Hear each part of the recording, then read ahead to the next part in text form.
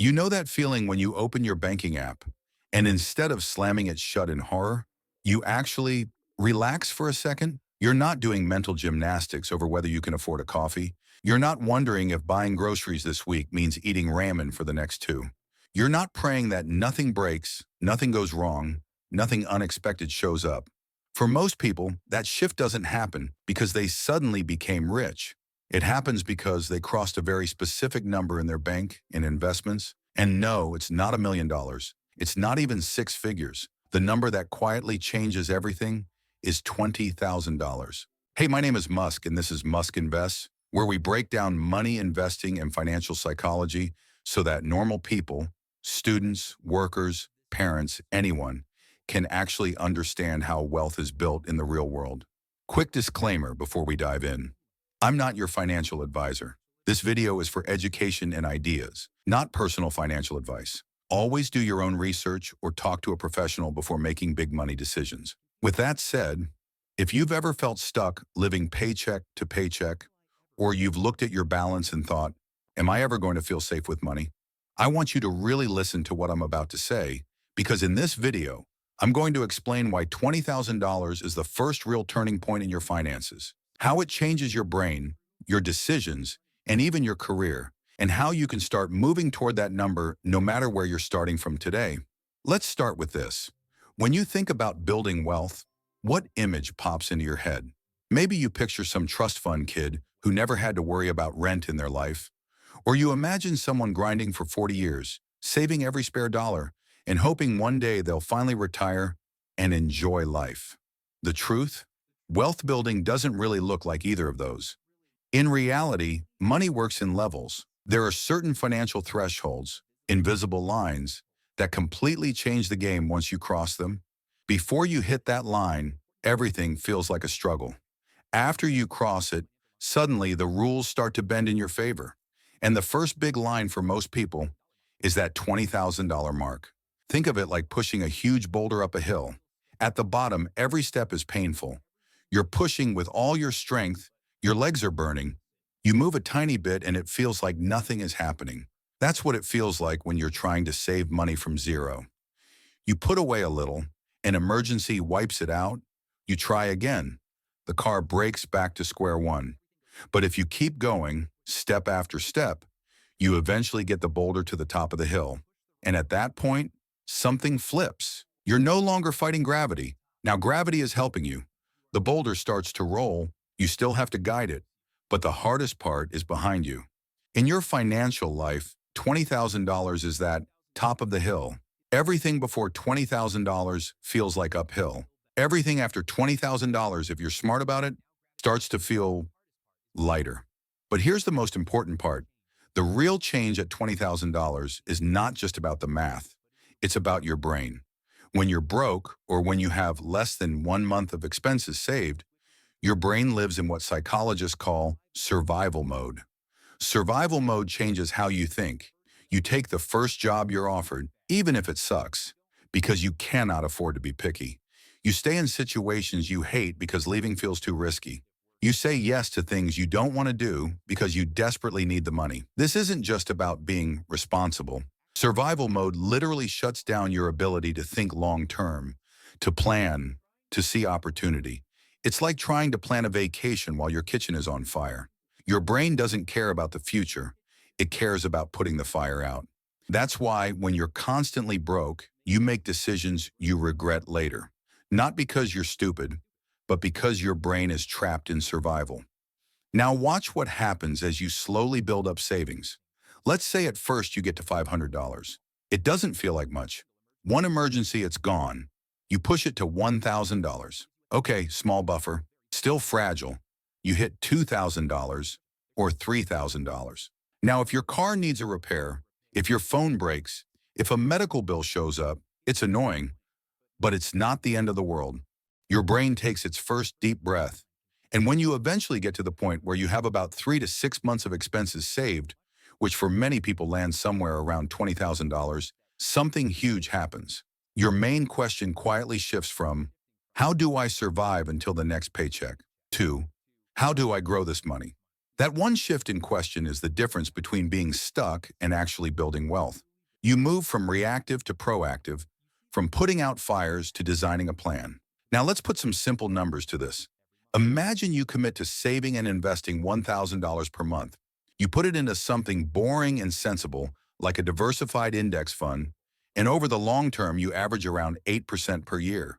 Getting to your first $20,000 from zero will take you around a year and a half, about 19 months. That's 19 months of discipline, 19 months of saying no to stuff, 19 months of feeling like nothing is really changing. That's where most people give up. But here's the mind-blowing part. To get from $20,000 to $40,000, it doesn't take another 19 months. It might take around 17 months, sometimes less. Why? Because now your money is helping you. Your first $20,000 is in the market, growing alongside your $1,000 contributions. You are doing the same work, same job, same monthly savings, same investment. But your timeline is shrinking because your money is finally large enough for compound interest to feel real. And the effect keeps snowballing. By the time your investments reach, say, $400,000, a typical year of returns could add $20,000 almost by itself. The amount that once took nearly 2 years of grinding now shows up through growth, not sweat. Same rules, same markets, same basic strategy anyone can use. The only difference is scale. This is why $20,000 feels like such a turning point. It's the first time percentage returns add up to numbers that matter. 10% on $2,000 equals $200. Nice, but not life-changing. 10% on $20,000 equals $2,000. Now we're talking about real impact, but there's something even more powerful than the dollars themselves. The person you become on your way to saving that first $20,000, because unless you're making crazy money or living at home with zero expenses, to save $20,000 you had to. Look at your spending honestly, maybe for the first time. Say no to a lot of impulse purchases. Skip some trips, some upgrades, some flexing on social media. Stick with a plan for months or years, even when it was boring and nobody else cared.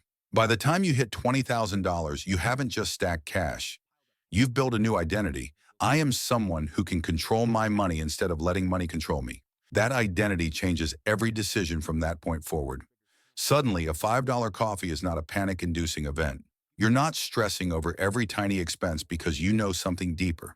When it really matters, you can make the big sacrifices and follow through. Another massive shift at this level. You stop obsessing over small expenses and start focusing on the big ones.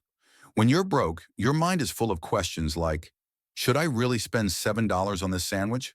Is this brand name cereal worth it?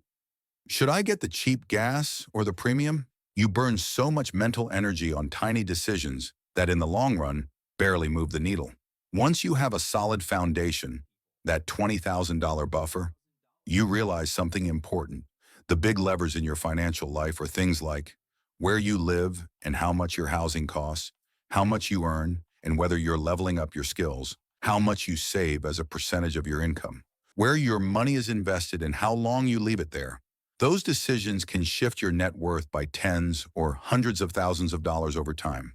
So instead of agonizing over every coffee, you start to think strategically. Can I downsize or house hack to save $300 a month? Can I develop a skill that gets me a $10,000 raise? Can I invest consistently for the next 10 to 20 years? That mindset shift is what separates people who stay stuck from people who quietly become wealthy. Now let's talk about how $20,000 changes your career. When you're living paycheck to paycheck, you are trapped in your job. Your boss can treat you badly. Your coworkers can be toxic. The work can drain your soul, but you stay because you feel like you have no choice.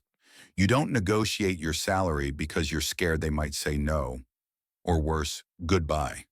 You don't look for better jobs because you can't afford to miss a single paycheck. You don't take risks because one wrong move could collapse everything. That is a terrible position to negotiate from. Now imagine you have $20,000 saved. That's what I like to call walking away money. It doesn't mean you should quit tomorrow for no reason. It doesn't mean you act arrogant at work, but it means something very important. You could leave, and you'd be okay for a while. That knowledge changes how you show up.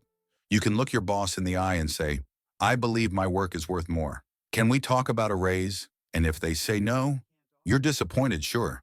But you're not destroyed. You have time to look elsewhere.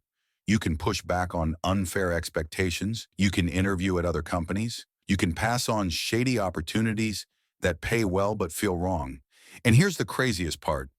Most of the time, you won't even touch that walking away money.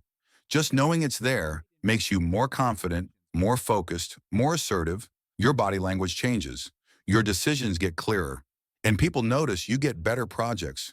You perform better. You're not operating from fear. That often leads to more money, which builds your savings, which gives you more confidence, and the cycle repeats. Now, I have to call out one huge mistake that a lot of people make. They finally hit $20,000, feel that wave of relief and pride, and then they blow it. I've been good for so long. I deserve a brand new car. Let's take a huge vacation. We've earned it. Let's buy a house that stretches us to the limit. It'll be fine. And just like that, the buffer is gone. The fire alarm in your brain goes back on. The boulder rolls back down the hill.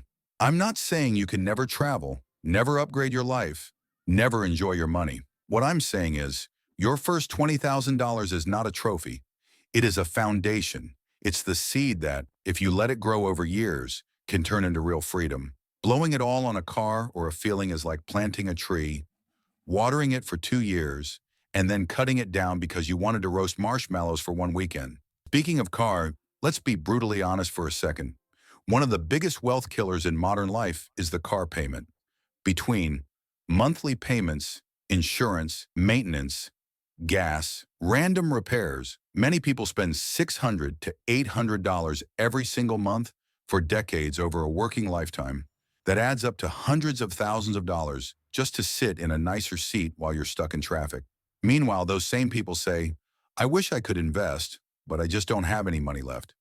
If you took even a fraction of that and put it into investments consistently, you could easily be talking about $300,000, $400,000 or more over a few decades. This is where the $20,000 mindset completely changes how you see things.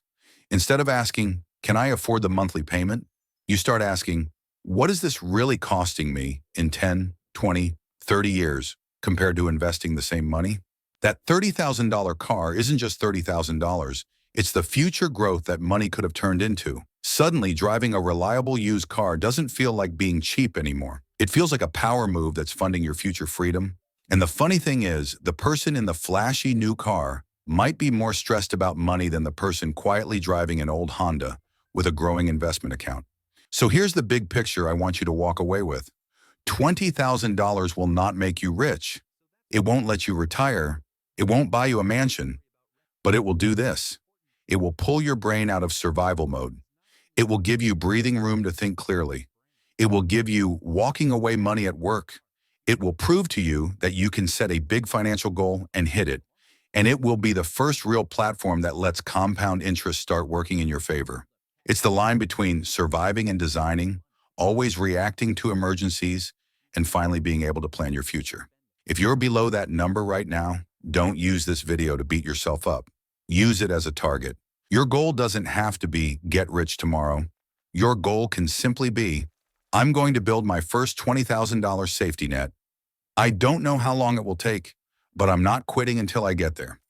That might mean earning a little more, spending a little smarter, avoiding big, dumb purchases that lock you into payments, and consistently investing even when it feels like the growth is slow.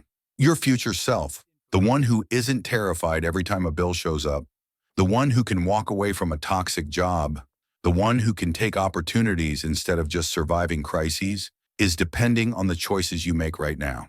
If you want a follow-up video where I break down a step-by-step plan for how to get to your first $20,000, even if you're starting from almost nothing, drop a comment that says 20K plan down below. Make sure to like this video, subscribe to Musk Invests, and hit the notification bell so you don't miss the next deep dive on how real people can actually build wealth in a world that wants you broke and distracted.